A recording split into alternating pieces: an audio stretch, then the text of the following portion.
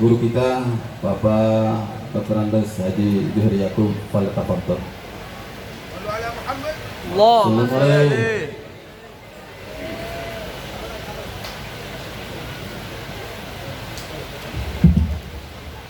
Assalamualaikum warahmatullahi wabarakatuh.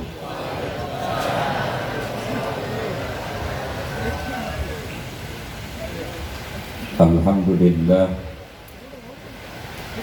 alhamdulillahilladzi amma birahmatihi jami'al ibad wa khassa ahla ta'atihi bil hidayati ila sabilir rasyad.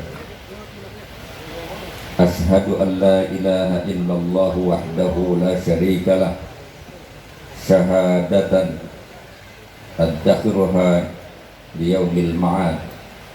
Wa ashhadu anna sayyidana wa nabiyyana Muhammadan abduhu wa rasuluh muwaddihi tariqil huda wassidad. Allahumma salli wa sallim wa barik ala sayyidina Muhammad wa ala alihi wa ashabihi min yaumina hadha ila yaumil mi'ad. Hadratil mukarramin wal muhtaramin, para alim ulama, para zu'ama, bil khusus sahibul bait, sahibul majlis, Bapak Wali Kota Kota Tangerang dan seluruh aparatur pemerintahan di Kota Tangerang, ada Pak Wakil, termasuk Bapak DPRD dan seluruh pejabat yang hadir, para ulama, para kiai, para asatidz, para tokoh masyarakat dan tokoh-tokoh ormas yang hadir di tengah-tengah kita, seluruh jamaah hadirin dan hadirat yang mudah-mudahan kita semua senantiasa dirahmati dan diberkahi Allah Subhanahu wa taala.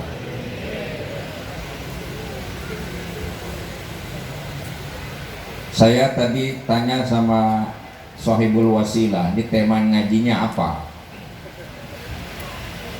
Kata dia bebas. Kalau bebas bingung saya. Tapi kemudian dia susul juga bebas, tapi di belakang ada tulisannya tuh, konsep akhlakul karimah dan aplikasinya dalam kehidupan. Ini kalau ngomongin akhlakul karimah kayaknya Tangerang belum berubah nih Pak. Ini zaman Wahidin itu. Iya, tapi memang akhlakul karimah, iya, poin penting dari makna ibadah, karena inti iman dan Islam itu adanya di akhlak. Maka kemudian seolah menyimpulkan, Rasulullah katakan innama bu'ithu liutammima makarimal akhlak.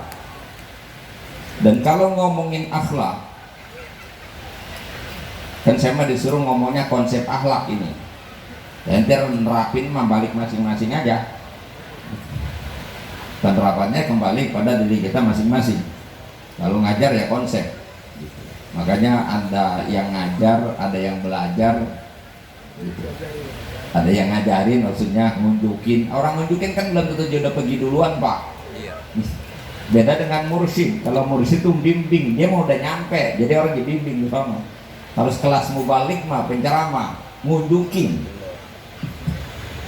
Tapi mudah-mudahan ini menjadi tanggung jawab ketika saya bicara begini, itu artinya saya secara tidak langsung saya harus menasehati diri saya. Pengibaratannya saya melemparkan bola ke tembok, semakin kencang lemparnya akan semakin kencang dua pantulan ke diri saya. Karena yang paling ngeri ini dari akhlak mubalik itu pelanggaran serius dari Allah sampai mendapatkan ancaman lima taquluna ma la taf'alun. Itu persoalannya. Maka Allah ancamkan kabura maqtan indallahi an taqulu ma la taf'alun. Saya kembali kepada poin intinya supaya jangan terlalu lama. Jadi dalam kutipan beberapa kitab-kitab yang ada disebutkan di antara a'lal maqamat wa arfa'ud darajat fil akhlak itu ada 3. Jadi kalau ngomongin akhlak itu luas sekali. Ketika Nabi katakan innama bu'itsu li utammima makarimal akhlak, itu luas sekali cakupannya. Tapi ada 3 poin inti akhlak utama yang seseorang bisa kemudian diangkat oleh Allah pada derajat yang tinggi, siapapun yang punya ini. Bahkan al-budala, kalau orang-orang ahlu sunnah aswaja paham betul yang namanya yang sebut dengan wali-wali abdal. Dikatakan mereka itu mendapatkan posisi sebagai wali-wali abdal itu la bi kathrati siyamihim wa qiyamihim, bukan karena sebab banyaknya sholatnya, bukan karena banyak puasanya, bukan. Mereka itu diangkat oleh Allah, diposisikan sebagai kekasihnya Allah, menjadi wali-wali abdal itu karena 3 faktor ini. 3 saja, gak usah banyak-banyak Pak. Memang 3 sebutannya, bukan saya singkat, bukan. Memang 3 poin ini yang mengantarkan orang sampai kepada posisi sebagai kekasihnya Allah. Semua kita punya kesempatan yang sama untuk menjadi wali-walinya Allah. Ya kalau wali murid udah duluan tuh. Wali nikah juga udah ngalamin, saya juga udah ngalamin. 3 jadi wali Allah ini jadi masalahnya.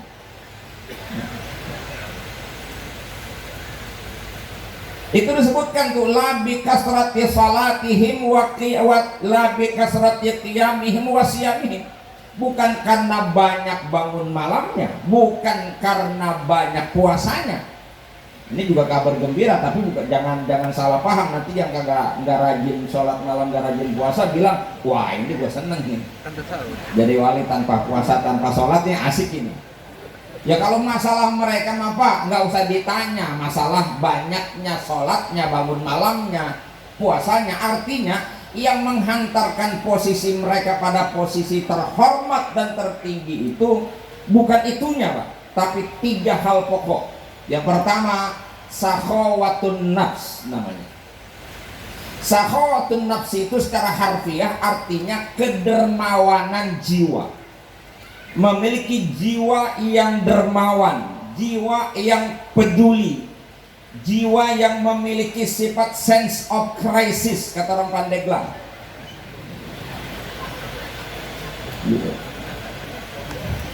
Jadi agak tanggap dengan situasi,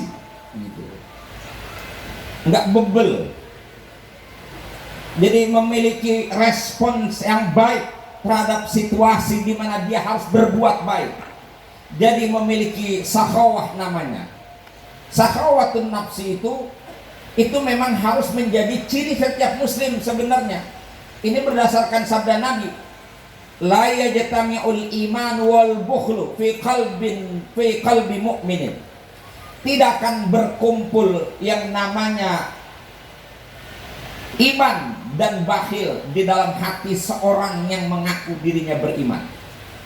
Jadi secara sederhana dikatakan, ketika seseorang benar-benar beriman pasti tidak bakhil. Atau kita balik, ketika seseorang itu bakhil berarti tidak beriman. Karena Nabi bilang tidak akan kumpul itu, nggak akan nyatu dalam hati seorang mukmin sifat imannya dengan bakhil, nggak akan bersatu. Jadi kalau orang udah benar-benar beriman pasti kagak bakhil.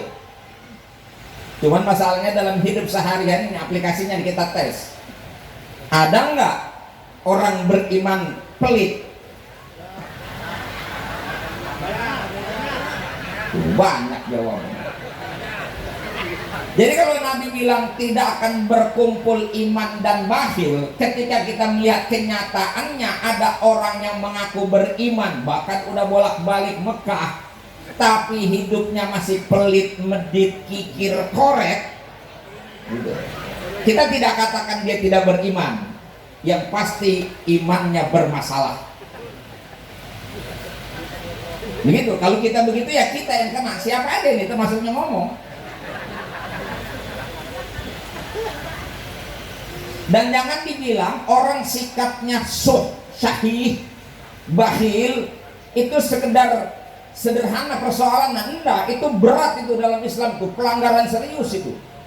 Jangan menganggap bahwa yang namanya maksiat itu hanya judi. Jangan menganggap maksiat itu hanya mabok. Jangan menganggap maksiat itu hanya zina. Enggak, pelit itu maksiat. Koret.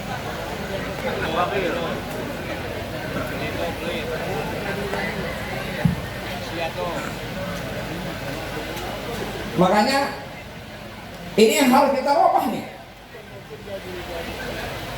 Lo kan kemarin kita udah diajari puasa tuh. Makna puasa kan artinya kita diajari merasakan sedikit, kalaupun tidak seluruhnya. Allah didik kita untuk sensitif dengan keadaan. Ketika kita merasakan lapar dari puasa kita, haus dari puasa kita, itu artinya Allah sentuh kesadaran sosial kita. Kita yang hanya lapar dan haus tidak lebih dari 12 jam saja, itu sudah berat. Bagaimana kalau kita melihat di sekeliling kita, ada orang yang menderita berkepanjangan, berkelanjutan, terus menerus setiap saat. Ia kalau lapar dia tidak tahu bakal makan jam berapa. Sementara kita lapar-laparnya kita jam 1 siang udah tahu 4 jam lagi makan. Itu artinya Allah bertegur kita, Anda yang puasa saja sudah merasakan derita lapar dan haus, maka ketika kau melihat ada orang kesusahan, tidak pantas seorang yang ngaku beriman dia membiarkan orang lain dalam kesusahannya. Itu kan didikan dari puasa sesungguhnya. Sensitivitas itu sangat dibutuhkan. Ke depan ini akan jauh lebih dibutuhkan lagi. Dengan pola dan sistem kehidupan yang berbeda dengan kita hari ini. Jangan dikatakan bahwa yang hari ini sama kehidupan kita pada tahun 2030 akan sama. Ini akan terjadi lompatan besar sistem dan pola kehidupan. Tapi ntar saya ngomong di situ kejauhan jadi terlalu dalam dan kemalaman juga jadinya. Jadi saya mau ngomongin akhlak kita itu sakhawah harusnya memiliki kedermawanan diri. Bahkan sebenarnya kalau kita dermawan itu keuntungannya ada di kita. Ada banyak keuntungan. Kata Nabi apa? Nabi itu pernah bilang, hasinu amwalakum bizzakat wadawu mardakum bis sadaqah. Bentengi hartamu dengan zakat dan obati orang-orang sakit kamu dengan banyak bersedekah. Itu artinya kalau kita suka memberi, insya Allah yang sehat makin sehat, yang sakit bisa jadi sehat. Obatnya di situ. Jangan cuma terbang ke Singapura ratusan juta ente habis. Cobalah sesekali itu kasih makan, kumpulin anak yatim, orang miskin, janda jompo. Kalau janda montok gak usah dibahas, nggak dikumpulin pun ente marahin. Kumpulin janda jompo, anak-anak yatim, kumpulin, kasih mereka 1 juta, ente gak usah ngomong. Tanpa ente ngomong, gak usah pakai teriak, tolongnya doain supaya saya sembuh, gak usah ente ngomong. Itu udah langsung garansinya dari Nabi, dawu mardokum bisadaqah, obati yang sakit dengan sedekah. Oh, kadang-kadang sedekah mah ustaz aja cuma dikasih air bening baik. Cuman bilang ke dokter mah diminta 100 juta bayar, sama ustaz mah 50.000. Kan sueknya di situ.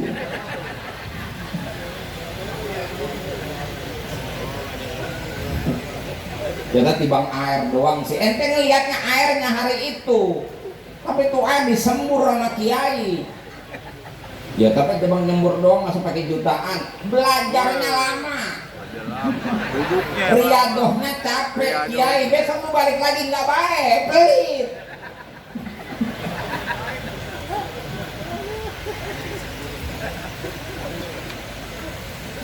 Syekh Mutawalli Sa'rawi, ini faedah selanjutnya. Di dalam kitabnya Mafatihul Arzaq itu menyebutkan di sana, jalan rizki bagi kita itu sesungguhnya banyak sekali. Tapi di dalam kitab lain, dalam literatur yang lain, sebenarnya begini nih, di kita ngomongin keuntungan jadi orang dermawan. Jalan rizki manusia itu ada 18. 17 di darat, 1 di darat, 17 di langit. Gitu. Jalan rezeki manusia, nih Pak Wali Kota, Pak Wakil, Pak Ketua DPRD, nih para pejabat semua, nih rezekinya yang dia cari di dunia itu satu jalan Pak, yang sama diperebutkan juga sama JJ orang mah. Sama. Dapatnya lewat usaha yang nyata. Kalau dia pegawai jadi kantor, kalau dia pekerja jadi pabrik, kalau dia petani di sawah, gitu kira-kira. Itu di bumi semua gitu. Masih ada 17 jalur turunnya rizki. Itu bukan di bumi dapatnya, tapi di langit. Ketika Allah bilang wa fis sama'i rizqukum wa ma tu'adun. Itu nanti dalam kitab tafsir jelaskan itu. Jadi begini, ada 17 di antara 17 nih. Kalau saya mau sebutin 17 kan bilangan rakaat sholat. Kalau saya sebutin semua 17 ya ntar kebongkar semua ilmunya gitu. Nanti datang dong ke rumah gitu. Makanya lihat kiai hidupnya santai bener. Dia udah banyak jalur Pak. Pak Wali jalurnya satu gitu. Nah kalau lewat kasab satu, Pak Camat satu, kalau lewat kasab. Tapi Bapak nggak tahu ada jalan lain Pak. Sebenarnya bukan cuma di bumi dia nyarinya, lewat jalur langit. Salah satu dari 17 jalur langit itu apa? Sedekah. Saya mau ngomong itu doang, saya nggak banyak. Sedekah. Makanya orang kalau hidupnya pengen diberikan banyak kemudahan, ketika dapat kesulitan diberikan kemudahan, pokoknya hidup dalam suasana menyenangkan. Itu bahasa Quran adalah memberi. Coba cek Al-Quran surah Al-Lail. Fa amma man a'ta wattaqa wa saddaqa bil husna fasanuyassiruhu lil yusra. Adapun orang yang suka memberi, wattaqa, bertakwa, maknanya memberinya dengan ikhlas. Nanti kita tarik dengan ayat lain, wala tamnun tastakfir. Jadi kalau kita memberi jangan ngarap balasan dari orang yang kita beri, tukung kita ngarapnya sama Allah. Jadi wattaqu itu maknanya ikhlas. Kemudian wasaddaqa bil husna, dia meyakini janji Allah yang terbaik, balasannya akan terbaik akan dia terima. Maka orang yang memberi tadi itu, kata Allah, fasanuyassiruhu lil yusra, akan kami bukakan baginya kemudahan demi kemudahan. Ini ayat nggak perlu tafsir panjang-panjang, ayatnya sharih namanya. Tetapi sebaliknya, wa amma man bakhila wastagna, orang yang bakhil wastagna, dia merasa dirinya bisa hidup sendiri, nggak butuh yang lain. Wa kadzdzaba bil husna, dia tidak percaya dengan janji Allah akan berikan balasan dari pemberiannya. Yang dia tahu kalau dia memberi duitnya kurang, kalau dia ngasih hartanya berkurang, itu yang dia tahu. Dia nggak yakin Allah akan kasih bantuan, Allah akan kasih balasan, sehingga dia menjadi orang yang pelit medit itu. Maka apa kata Allah? Fasanuyassiruhu lil usra, akan kami bukakan baginya kesulitan demi kesulitan. Jadi tinggal kita rasa-rasa antar pulangnya. Kalau saya boleh tanya sama Bapak Ibu yang ada di sini semua, selama ini hidup kita itu banyakan susahnya apa banyakan mudahnya? Nggak usah dijawab, rasa-rasain aja. Kalau udah ketemu jawabannya, hidup saya selama ini banyakan susahnya, berarti ente kurba merubah mindsetnya. Harus pakai ayat tadi, memberi dan memberi, give and give. Jangan ada istilah give take and give, nggak berlaku tuh. Kalau take and give itu berlaku bagi orang yang sudah diberi. Kalau ente udah nerima pemberian orang, sewajarnya ente membalas kebaikan orang, itu bagi yang diberi Pak. Tapi bagi kita yang memberi berdasarkan ayat wala tamnun tastakfir, give and give. Nggak ada take and give, yang ada give and give, memberi dan memberi. Sampai kapan? Tanpa batas. Sampai banyak? Tanpa batas. Faktanya Abu Bakar Siddiq radhiyallahu an serahkan seluruh hartanya kepada baginda Rasul untuk modal perjuangan. Sampai-sampai Rasul katakan, untuk anak dan istrimu kau tinggalkan apa buat mereka? Sampai hartamu kau serahkan semua untuk perjuangan. Kata Abu Bakar, untuk anak dan istriku cukuplah Allah dan Rasulnya yang akan menjamin kehidupan mereka. Masya Allah.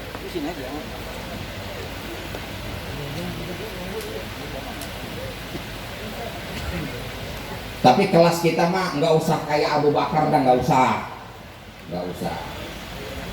Ya asal sering-sering bagi tetangga aja gitu, bagi saudara gitu. Ya saudara dulu dah, baru tetangga ngomongnya. Saudara gitu, sering bagi. Kita ini kalau punya kebaikan sama orang, ada legasi yang kita tinggalkan setelah kita hidup. Oh si fulan orang baik, saya kalau ngapa-ngapa ditolongnya sama dia, keren nggak itu? Masya Allah. Tuh kita kalau udah kayak begitu, gak usah repot-repot, mati pak, ngarep didoain orang tanpa diminta, orang kan doain kita.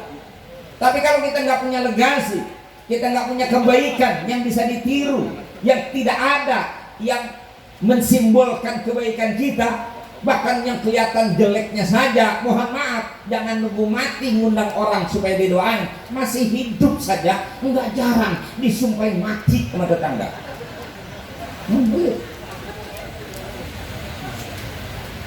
Dan hebatnya nih bakhil pak, dia nempel di ulama aja nih bakhil, tuh ulama tetap jelek.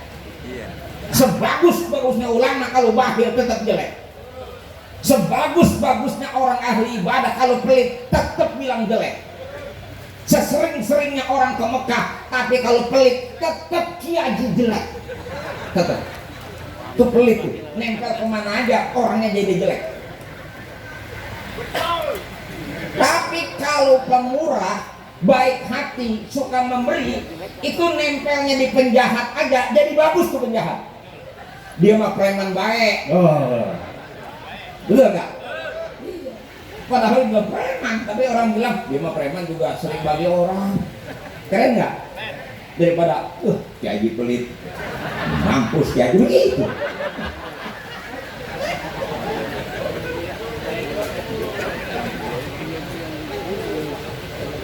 Ini bahkan ini saya ngomong begini penekanan ketakwaan sebenarnya kan, maknanya di dulu itu cerminan ketakwaan nih. Sehingga saya bilang tadi bakhil itu nggak main-main, bukan kita bilang punya gua ini gua mau apain kayak hak gua, terserah gua, kan suka begitu orang kaya kalau ngomong.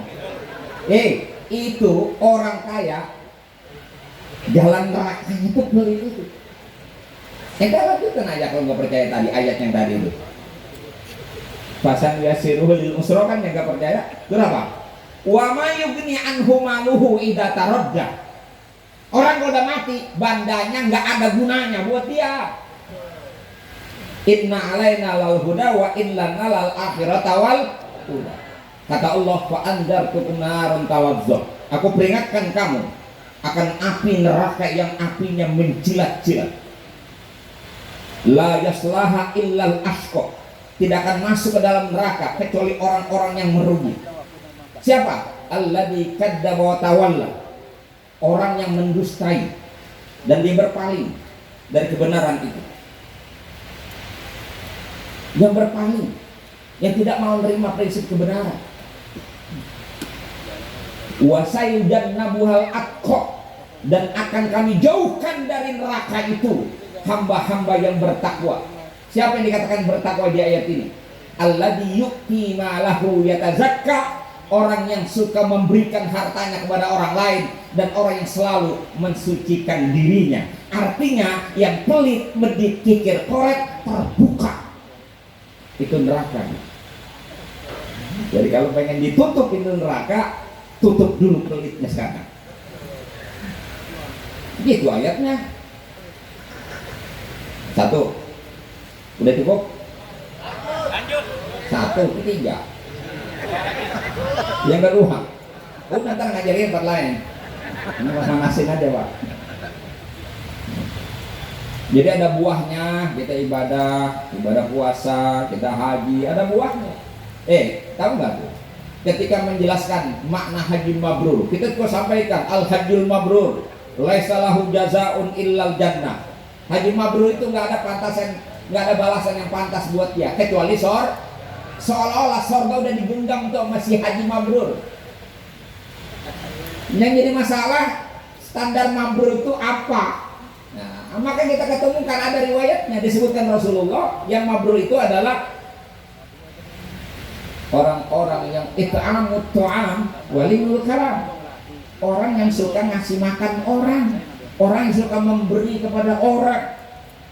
Lagi-lagi kita bicara kesalehan kita ada pada saat kita berguna dan bermanfaat bagi orang lain. Ini kata orang susah, gua enak dong kalau gitu yang kaya. Gua sih bukan kagak membagi, masalahnya gua ini susah. Nah gitu nih kata yang susah nih. Saya ingatkan nama yang susah. Ente jangan suka ngomong begitu. Ente lama-lama mungkin susah kalau ngomongnya begitu. Ente mau sedekah jangan nunggu kaya. Maka bersedekahlah supaya Anda jadi orang kaya. Memberi. Yang memberikan nggak kudu banyak. Kalau hartanya nggak ada Pak, senyum punya nggak senyum. Nah, kan ada dalilnya. Rujukan teologisnya Nabi bilang tabassumuka li akhika sodako. Senyummu, kau nggak punya apa-apa, harta nggak punya, tenaga juga nggak mampu, pikiran mentok. Tuh ada orang punya masalah, paling tidak kita idkholus surur, memberikan motivasi, memberikan pendampingan, mendoakan dia. Orang yang datang ke rumah kita doakan dia sambil tersenyum. Masya Allah, cuman itu yang bisa kita beri, udah sedekah buat kita. Ini yang celakanya nih, orang datang ke rumah kita minta, yang punya rumah ikut minta. Nih, iya, seringkali itu. Mama kan udah tahu kalau orang assalamualaikum tangannya udah begini, artinya kan tuh orang datang sengaja mau minta. Dia keluar dari dalam, buka pintu, jawab salam juga kadang-kadang kagak. Tamu jadi lihat dari jendela assalamualaikum udah begini, dia keluar dari dalam ngomong, maafin ya, tamunya minta duit, yang punya rumah minta maaf. Bagi siapa ini kalau begini?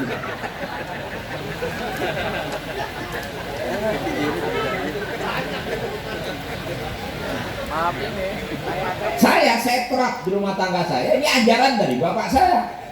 Orang kalau udah datang ke rumah kita, anggaplah Allah Subhanahu wa Ta'ala yang kirim orang itu datang ke rumah kita. Jangan dia keluar dari rumah kita tanpa kita berusaha membantu dan memberikan sedikit apa yang bisa kita beri sebatas kemampuan. Itu saya terapkan betul. Itu kadang-kadang repot banget ini.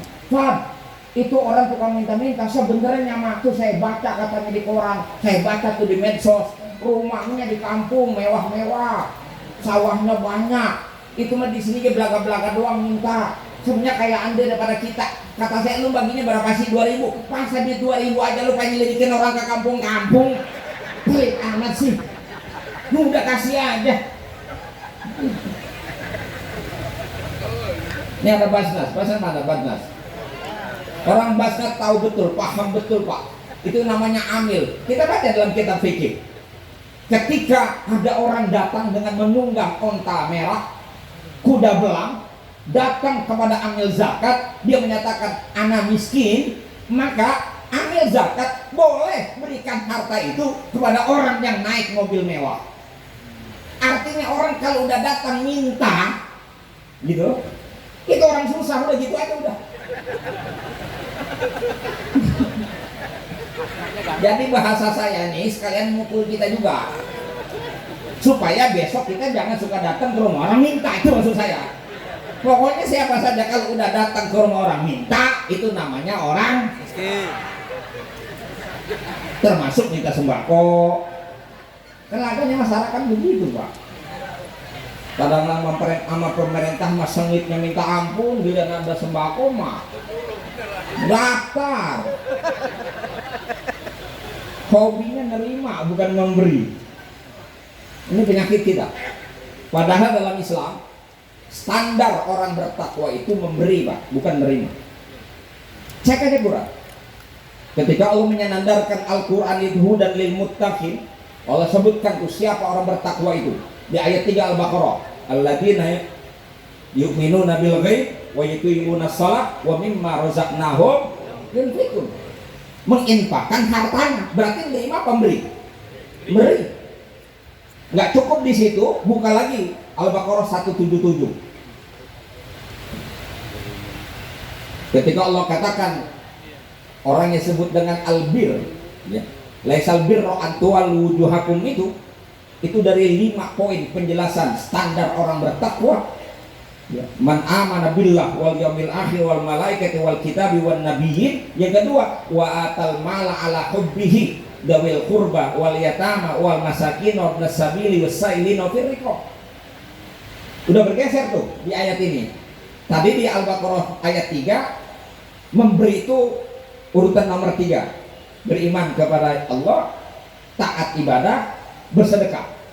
Al-Baqarah 177 beriman kepada Allah, bersedekah nomor 2, sholat dan zakat nomor 3. Ali Imran 133 134.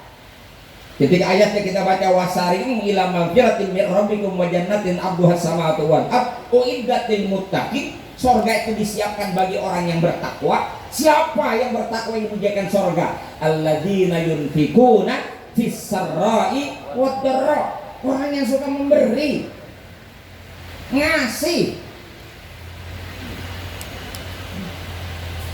Udah kepanjangan. Dah, 1, 2.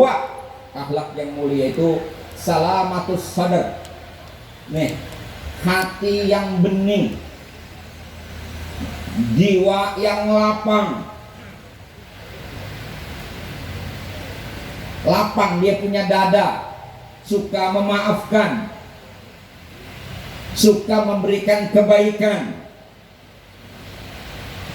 Para ulama tuh Ibnul Arabi, Ibnul Qayyim Al-Jauzi, Syekh As-Sulami menyebutkan itu makna salamatus sadar. Kalau bahasa Indonesia paling gampang tuh, di hatinya itu enggak ada bersemayam nilai-nilai atau sifat-sifat yang buruk. Itu namanya salamatus sadar. Kan ada orang Pak, hatinya ngeruwet aja ada.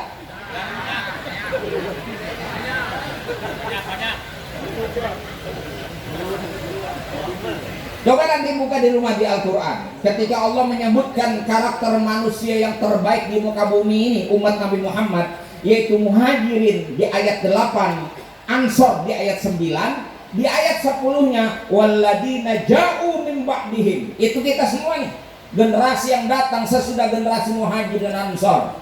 Alladzina yaquluna rabbana ighfir lana wa li ikhwanina alladzina sabaquna bil iman wa la taj'al fi qulubina ghillan.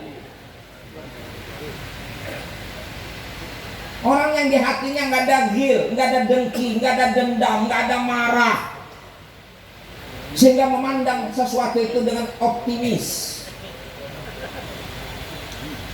Sebab orang kalau kacamatanya hitam, itu alam yang terang dulu gelap, gitu.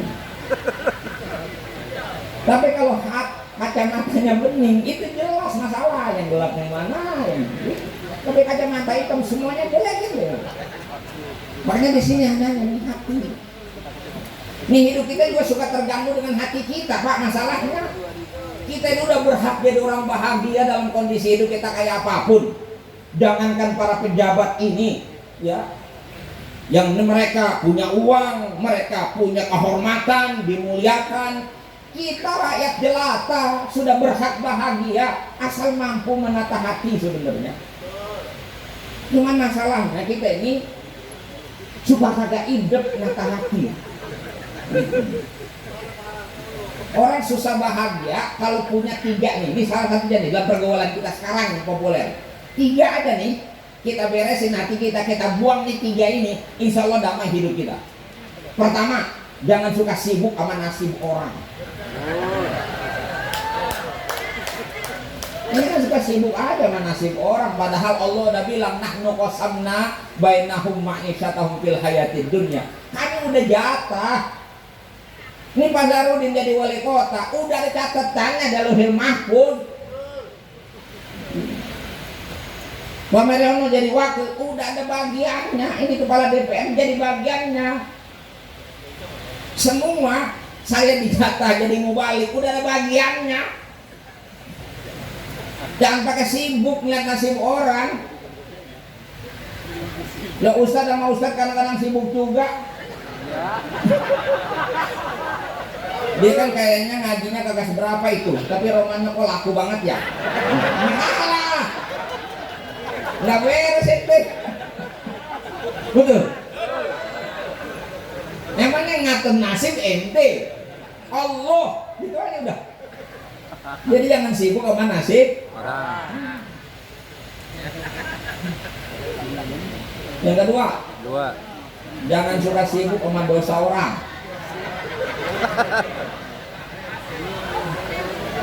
Romannya kayak nggak punya dosa. Kalau ngomongin orang tandes, tandes. Kalau ngomongin kayak orang paling suci, udah kayak wali tingkat 7. Iya. Masya Allah. Kalau gue itu ya.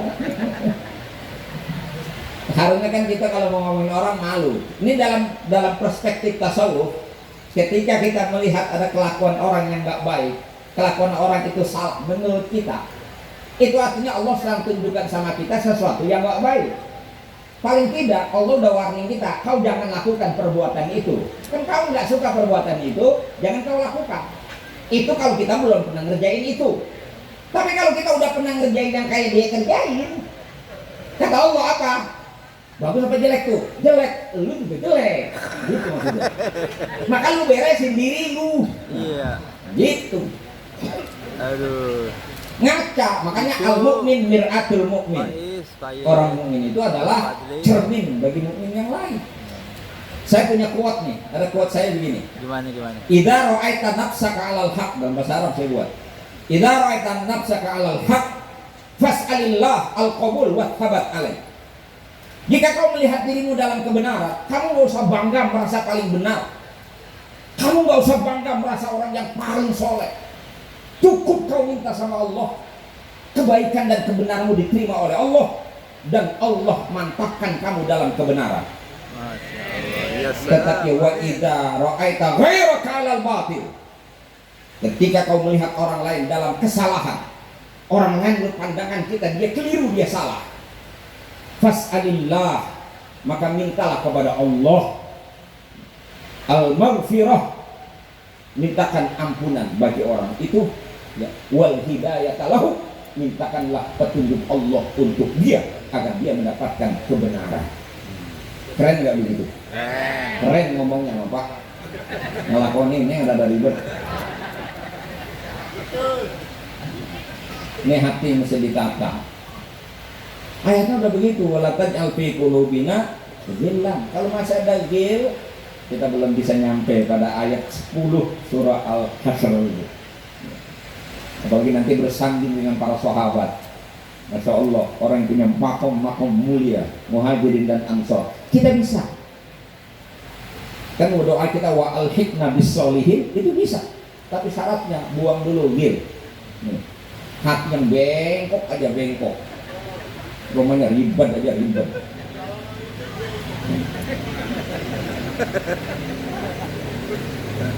Nah, yang ketiga, rahmatul ummah, memiliki jiwa yang penyayang. Dan ini Pak, ini menjadi standar pokok bagi orang Islam. Kenapa? Karena Nabi yang menyampaikan ajaran kepada kita ini, itu disebut langsung oleh Allah sebagai Nabi yang Raufur Rahim, Nabi yang amat santun dan amat sayang kepada umatnya. Dan ajaran yang Nabi bawa ini namanya Islam. Karakter Islam itu adalah rahmah. Wa ma arsalnaka illa rahmatan lil alamin. Ajaran yang kita terima, Nabi yang membawa ajaran, mengajak kita berada di jalan Allah dan tunduk menyembah Allah, patuh kepada Allah, dan Allah menghadirkan dirinya, mengintrodusir sifatnya kepada kita. Dan di antara asma Allah yang paling populer dan paling akrab dengan kita semua, hatta yang gak pernah tahu Asmaul Husna, dia pasti akrab dengan nama Allah yang disebut dengan Ar-Rahman Ar-Rahim.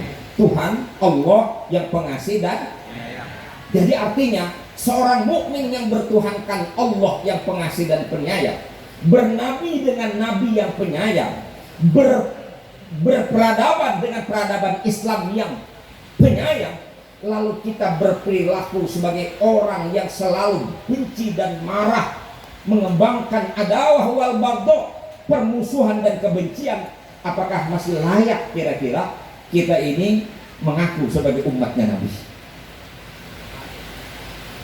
Jadi harus dihiasi dengan semangat cinta kasih, rahmah itu.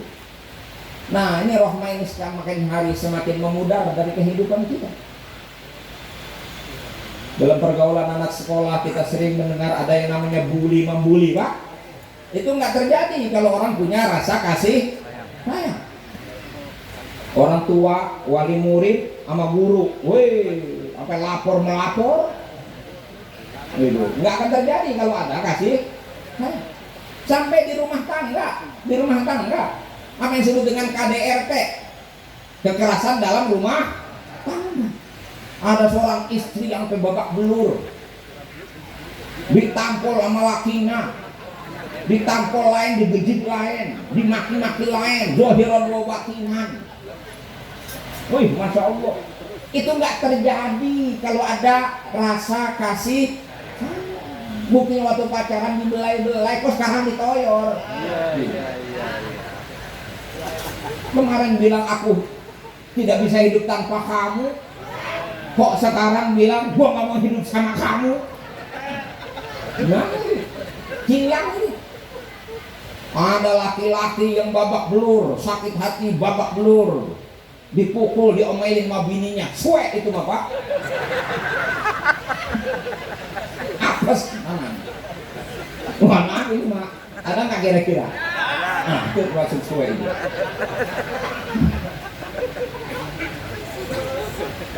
Ya Allah. Padahal amalan kita itu, Pak, habis sholat subuh apa kita baca? Allahumma gfirli ummati sayyidina Muhammad. Allahumma arham. Ya Allah, sayangi umat Nabi Muhammad. Nggak ada kelas tuh selama dia umat Nabi Muhammad. Dia ahlul kiblah. Ya, ahlul kiblah. Kata Nabi, wa yaqbalu kiblatana wa yaqulu dabihatana fa huwa minna. Nuhibbuhum wala nukaffiruhum. Itu kan dasar karena ada kasih sayang. Kalau ada sedikit perbedaan, tidak harus merusak kasih sayang. Ada prinsipnya, nattafiqu fi mattafaqna wa nahtadiru fi makhtalafna. Kita bisa bersepakat jalan bersama untuk perkara yang kita sepakati, tapi kita bisa saling memaklumi ketika kita menghadapi perkara yang tidak bisa kita sepakati. Keren kan begitu, Pak? Ini ngomong doang, kadang-kadang. Ini beda dikit aja juga udah bukan grup gua, masalahnya di situ. Orangnya nggak boleh beda dikit udah musuh. Kan kacau nih hidup begini, tapi ngakunya mau umat Nabi Muhammad, bangga bener. Hei, kalau berbeda tuh biasa, jangan kaget. Saya sering kasih ilustrasi begini. Ini saya nih begini-begini, ini bisa lahir ke dunia, ini gara-gara bapak saya teman hidupnya perempuan. Iya kan?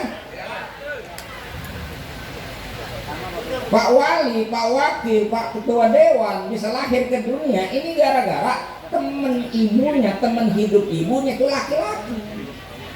Artinya apa? Kita lahir ke dunia dari dua entitas yang berbeda, laki dan perempuan. Jadi begitu kita hidup melihat perbedaan, tidak harus heboh, harusnya santai saja.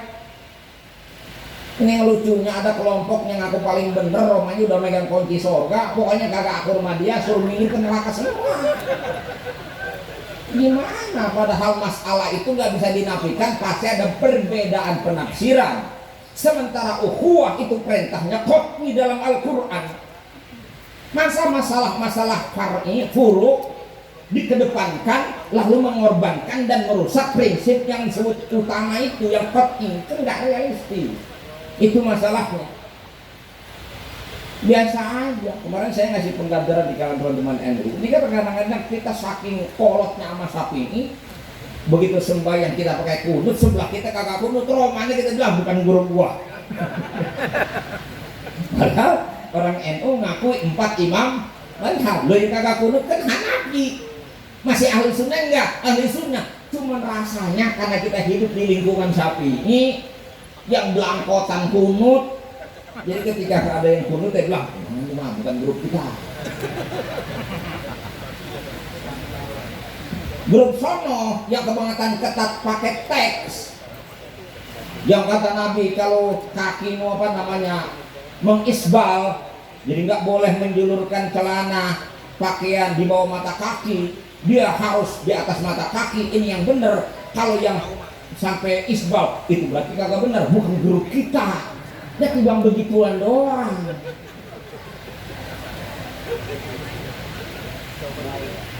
Itu kira-kira begitu. Itu, nah inilah kadangkala kita tidak dewasa, minim kita literasi, minim juga wawasan, sehingga kemudian yang kita rusak adalah konstruksi bangunan utama Islam kita, yaitu kehilangan apa? Kehilangan kasih sayang. Saya musikan. Kenapa Islam sangat menekankan yang namanya kasih sayang? Sampai jargon ukhuwah kita pun dengan sebutan khusus namanya silaturahim, hubungannya didasarkan atas dasar kasih sayang. Karena fakta nggak bisa dibantahkan, semua orang butuh orang lain. Saya mempertegas ucapan Pak Wali Kota tadi. Kita nggak bisa hidup sendiri, kita selalu harus bergandengan tangan dengan siapapun. Saya ingin memperkuat Pak Camat semua ini, jadi jelas ini masalahnya. Nggak boleh diantara kita merasa kita bisa hidup sendiri. Ini laki-laki betapapun gagahnya, nggak boleh belagu dia. Karena yang bikin enak hidup kita no dia di belakangnya. Hidup lebih berwarna. Kalau kita gitu turu-turu begini ya, empat lama-lama. Bikin hidup itu berwarna di belakangnya. Gitu kan? Kita hidup itu begitu, nggak bisa kita pungkiri. Laki-laki butuh perempuan, begitu pun artinya perempuan butuh. Maka bisa dijaga tuh kasih sayang itu, jangan kebencian jadi tebar. Gitu. Itu dari entitas laki perempuan. Nih orang kota Tangerang, disebutnya megapolitan atau masih metropolitan Tangerang? Metropolitan. Orang Tangerang masih makan nasi, masih butuh sayur. Tapi orang Tangerang jujur, ente menanam padi di mana? Tanah di aspal semua. Ente kerja sehari-hari cuma menghasilkan uang. Yang pegawai, yang pekerja cuma menghasilkan uang. Hidup kita nggak bisa dengan uang. Kita butuh beras, kita butuh sayuran, kita butuh ikan. Itu artinya orang kota betapapun dia lebih berpengalaman dan berperadaban, dia berhutang budi dengan orang-orang tinggal di kampung dan di desa.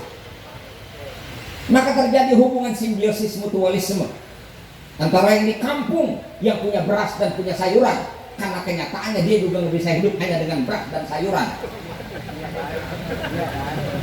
Bininya butuh yang namanya skincare. Anaknya mau sekolah harus beli sepatu. Maka beras sayuran dan ikannya dijual. Kita yang punya uang butuh beras sayuran, terjadi imbal balik. Keren nggak hidup kita? Orang kaya sama orang miskin. Yang kaya-kaya, Anda jangan sombong merasa Anda bisa hidup tanpa orang miskin. Nggak bisa. Anda boleh punya uang, seolah uang berkuasa hari ini. Tapi kita tidak bisa Pak hidup tanpa tangan orang-orang miskin. Pak Wali bikin rumah segede apapun, orang kaya bikin rumah semewah apapun. Emang yang ngaduk semen siapa kemarin? Hah? Nggak mungkin orang kaya disuruh ngaduk semen, nggak mungkin. Betul? Maka jangan kembangkan permusuhan dan kebencian, karena kita memang butuh orang lain. Maka yang kaya nggak boleh sombong sama orang miskin. Sebaliknya yang miskin jangan kau sewot sama orang kaya. Yang samanya. Nah, pejabat sama rakyat pun harus bersinergi dengan ikatan kasih sayang. Kita rakyat butuh pejabat. Kita mau jual tanah. Sekarang nggak pakai camat lagi ya Pak, PPAP. Masih di Tangerang. Tapi di Jakarta enggak. Paling tidak kita mau PM1, kita ke kelurahan, membuat KTP, kita butuh lurah, betul? Segala macam kita butuh pejabat. Maka nggak boleh kita berlaku sewenang-wenang, membangun kebencian dan permusuhan. Nabi nggak ngajarin itu. Nabi itu yukrimu ahla syaraf. Nabi itu orang yang selalu memuliakan orang yang punya kedudukan. Lihat ketika Nabi mengirim surat kepada penguasa Romawi. Lihat suratnya Nabi. Min Muhammadin Rasulillah sallallahu alaihi wasallam ila Herakla Malikir Rum.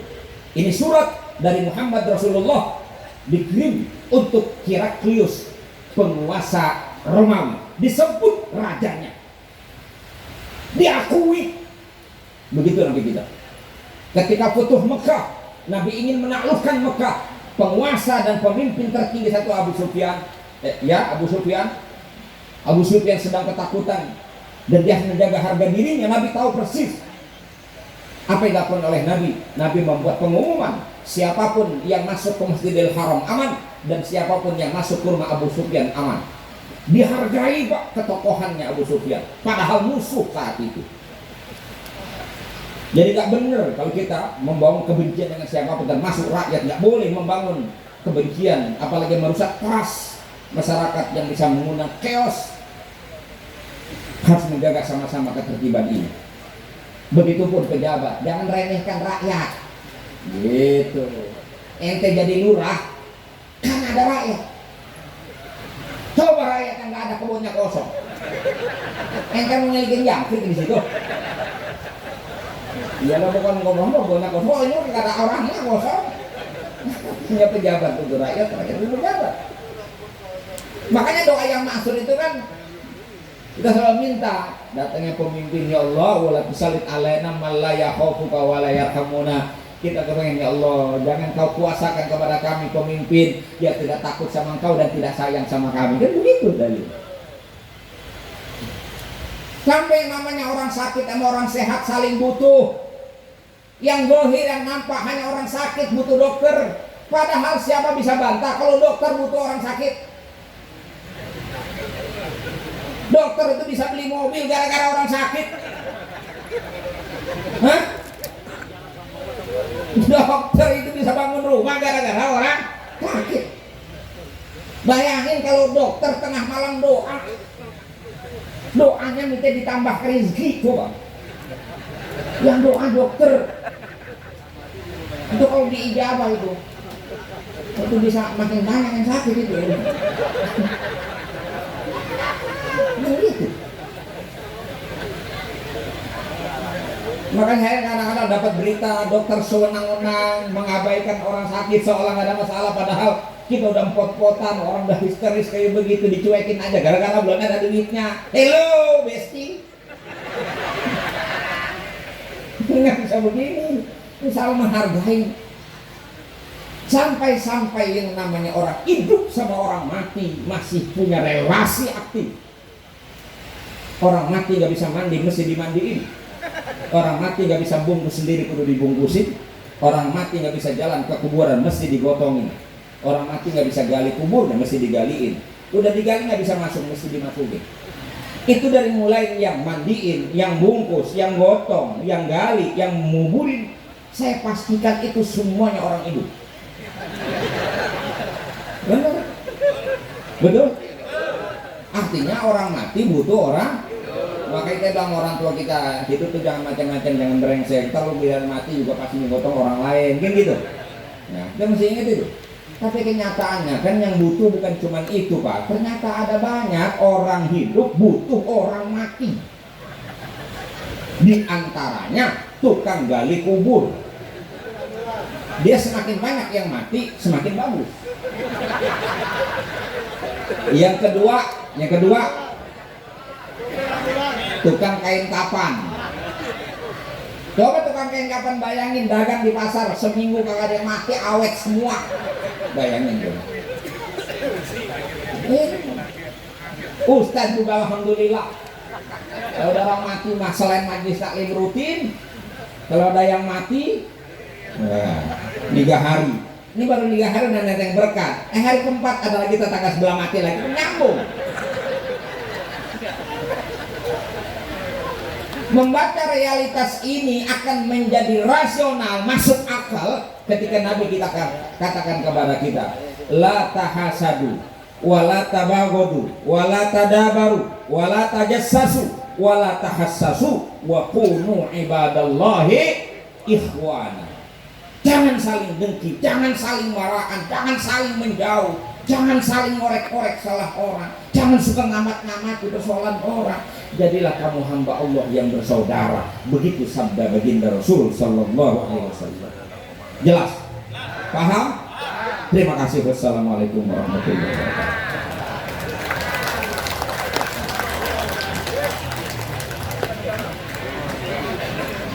Terima kasih. Baru saja sama-sama kita simak, kita dengarkan, kita ambil hikmah dari apa yang telah disampaikan oleh guru kita. Mudah-mudahan besar manfaatnya untuk kita dan untuk kehidupan kita bersama dalam rangka menuju kehidupan yang lebih mulia lagi. Hadirin hadirat rahimakumullah, kita lanjut kepada acara yang terakhir, yakni penutup doa pada guru kita Bapak Dr. Kiai Masrur Abu Bakar. Tafadhol. Syai'ul billahi yang al-Fatihah. A'udzubillahi minasyaitonir rajim. Bismillahirrahmanirrahim. Alhamdulillahi rabbil alamin. Ar-Rahman Ar-Rahim. Maliki yaumiddin. Iyyaka na'budu wa iyyaka nasta'in. Ihdinas siratal mustaqim. Shiratal ladzina an'amta 'alaihim ghairil maghdubi 'alaihim waladdallin. Bismillahirrahmanirrahim. Alhamdulillahi rabbil alamin. Hamdan yuwafi ni'amahu wa yukafi mazidah. Ya Rabbana lakal hamdu kama yanbaghi li jalalikal karim wa 'azimi sultanika. Allahumma shalli 'ala sayyidina Muhammad wa 'ala ali sayyidina Muhammad. Allahumma ighfir lana wa li walidina warhamhum kama rabbawna shighara.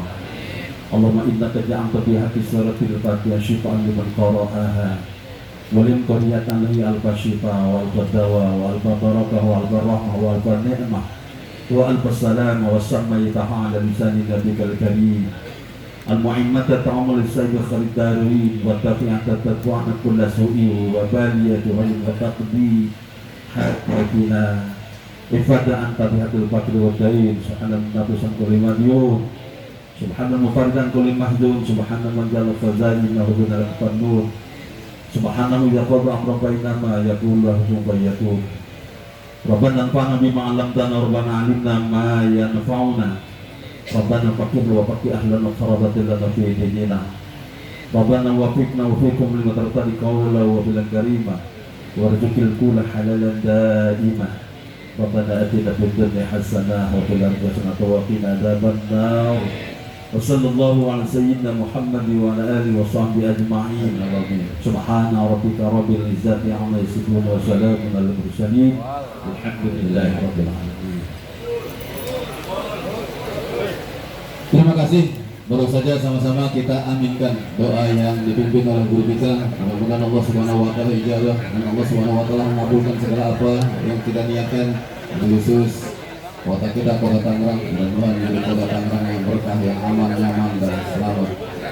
Maka kami persilakan mungkin kepada terutama para payai, para asatidz ingin bermusyawarah atau berjabat tangan kepada pimpinan kita, kami persilakan. Setelah itu